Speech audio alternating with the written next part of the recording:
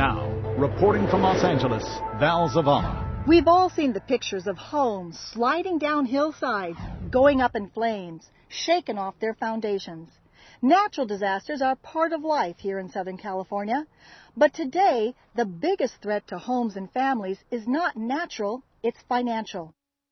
Foreclosure is becoming a way of life in Southern California, with repossessed homes now dominating the real estate market. 1 in 2 homes sold last month had been repossessed. Or to look at it another way, 700 families lose their homes every day. One of the hardest hit areas is the Inland Empire. 5 years ago, it seemed like the promised land, with first-time buyers flocking to buy big homes with spacious lawns and sparkling pools. But what do foreclosures look like? What's left behind? Correspondent Lisa Ling takes us to an area along the I-15 we're calling Foreclosure Alley.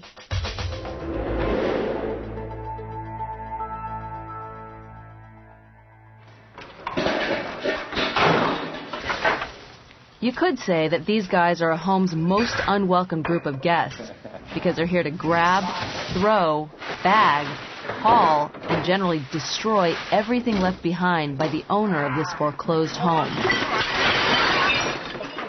The mission is to fill this dumpster as quickly as possible so it can be taken to the landfill. That's right, the landfill. Nearly everything left in this house is going to the dump. Why would people leave a big TV like that? Well, I think that they didn't have the money to get a moving van. And so they took what they could, threw it in their car, and they're off. We don't even know where they would go, but maybe to relatives, to a hotel. John Ploker owns a business that contracts with banks and mortgage companies to do this dismantling, which he calls a trash out, a word he says he came up with because it so perfectly describes how homes are emptied. Is this house typical of a lot of the ones that you trash out? Yes. Newer home, newer neighborhoods. Over the last 5 or 6 years, those are the people that participated in the subprime loans, and they're the ones that are really taking the beating. Even though he's done this now for several years, Ploker says he's still surprised by the personal things people leave behind. People always say that the first thing they take, if there was some kind of disastrous photographs, but... No, we find pink slips to automobiles, we'd find birth certificates. Now, those types of things we keep. And we attempt to mail those. Computers, printers. Yeah, there's a computer. It's all intact. 2 computers in here. Yeah, 2 computers in there, table. Incredible. Mm-hmm. Incredible.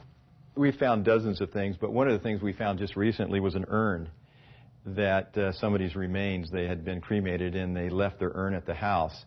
And we called the bank and said, what do we do with that? And they said, do not trash that.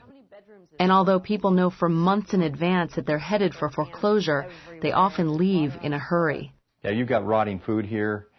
These people didn't take much. They took what they needed, perhaps their wallets and their purses, and the shirts on their back, literally, and they're gone. I guess if you're going to lose everything, what's the point of cleaning up, right? I think that people that finally get to this point are depressed. They've lost their home, and they're probably not thinking straight. They've lost everything. And as you can see, a lot of good stuff is still here, and so they must be in great despair. A few years ago, Ploker had 3 employees. Today, he has 73, trashing an average of 15 foreclosed homes a day. So it must be a little bit of a bittersweet kind of experience, because on the one hand, your business is booming, but you're from here, and you're seeing all these people's lives destroyed, essentially. And friends, too. We've got people actually in our company that are losing their homes. I've got many, many friends that have lost their homes. This is a disaster on a grand scale. This is not something that we're excited about doing. That sense of sadness isn't lost on the trash out crew. I wonder what I would do in their situation. I wonder how I would feel, what I would leave behind, what I would tell my kids right before I leave. I mean, I have to pick up their children's toys. I mean, I pick up dolls, and I wonder if this was a little girl's best friend. I wonder what this was to somebody else, and now it's going into a dumpster. Everything that's left behind is left behind because they want to leave it here. There's no coercion.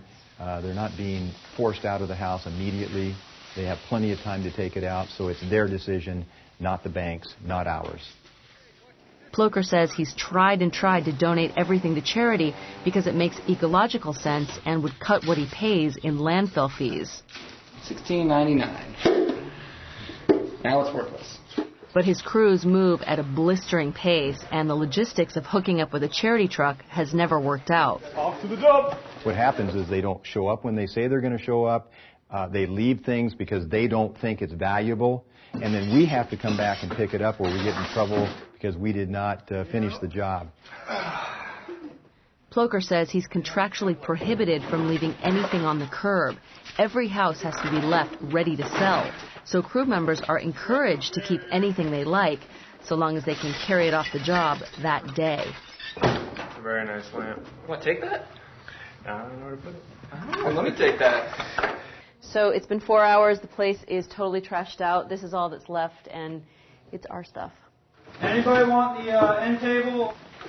Nobody wants to take it home? I don't think so. It'll already be clean. Even the guys that are seasoned in this business, I think it's caused them to think, how could this happen?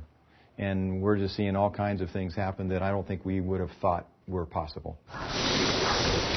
And it might not seem possible to spray paint a lawn, but here's Matt Larson, who started a company to do just that. This is the paint I use. It's biodegradable, and this is why it's safe to use on lawns.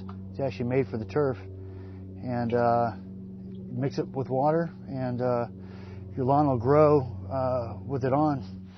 He says dead grass is a dead giveaway that a home is in foreclosure. A realtor is paying Larson $120 to paint this lawn and to make the problem go away. I just give the house instant curb appeal, so it just makes the whole neighborhood look a lot nicer. No matter which neighborhood you go to, the story's the same. Auctions, bank-owned properties, short sales, which is when an owner owes more than the house is worth. About every third house is foreclosed right past the golf course, right down in the golf course area down there. There's 2 or 3 this way, there's 3 this way, and there's like 5 across the street that are foreclosures. Yeah. All right, well, there are some foreclosures right down the street over here. There's another one in this general area over there, and we've got a couple more right up the street. So we have an auction, a short sale, bank-owned, 2 more foreclosures, another foreclosure down here, and another, I believe, a short sale. Carrie and Dave Almagrande live on a cul-de-sac where every other house is vacant.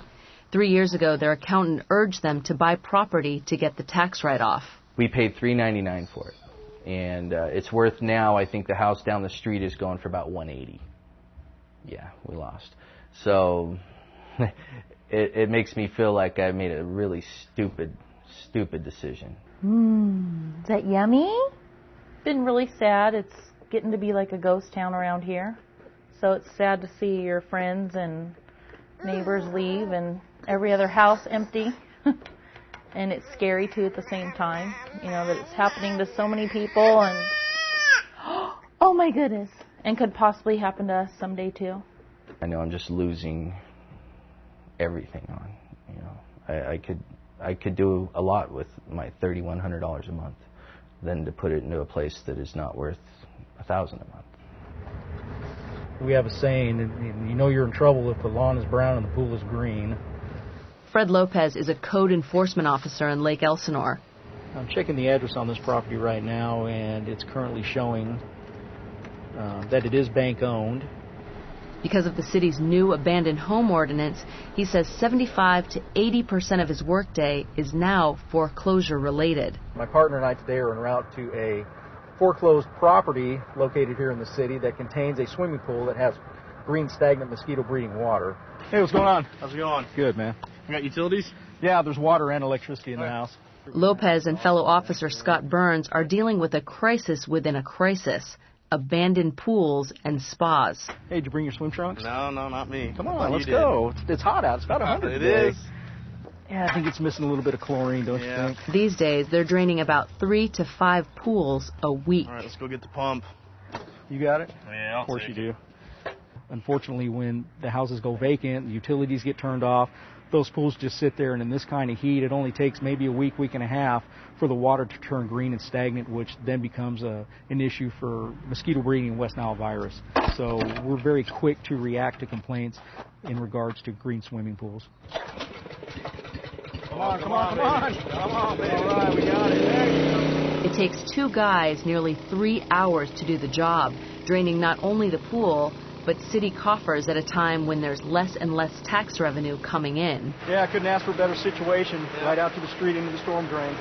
When I first started in code enforcement about 3 or 4 years ago, I never had any inkling that I would be standing at the bottom of a pool sucking out green stagnant water. Anybody want pea soup? I don't really see it getting any better anytime soon. A lot of the people that took out these adjustable rate mortgages, you know, if they did a 5-year deal, you know, their houses are going to be coming up, you know, within the next year or 2. So it's going to be a continuous process that, you know, unfortunately code enforcement is going to have to deal with for quite some time. Hey, we need to go to the dump. Like now. I don't think the United States, or at least California, could handle another one of these foreclosure crises. But we'll go through this process again. In the short term, yes, everybody's burned their hand and they remember that burn. But over the long term, 10 years from now, we might be back here. Joining us now is Lisa Ling. Lisa, we see bad economic figures all the time, but they just don't prepare us for the scenes that you showed us. It certainly didn't prepare me. I mean, it really is devastating, and California has been particularly hit. Places like the Inland Empire, which are relatively new communities. A lot of these houses just sort of sprung up within the last 8 years. So people thought we can buy our dream homes in these brand new subdivisions and commute because gas prices are cheap. Well, now with escalating gas prices and so many homes going into foreclosure, it's become incredibly difficult. And so as a result, you've got these communities, and it's surreal when you go over there because you still see signs that say, come buy your dream home. But a lot of these developments have been stopped in their tracks. I mean, you go there and it's like a movie set. These huge communities that have started to build and just they're completely vacant now. Lisa, thank you. Thanks. So we'd like to know how the economy is affecting you. Are you afraid of losing your home? We'd love to hear from you, and you can go to our website at kcet.org/SoCal.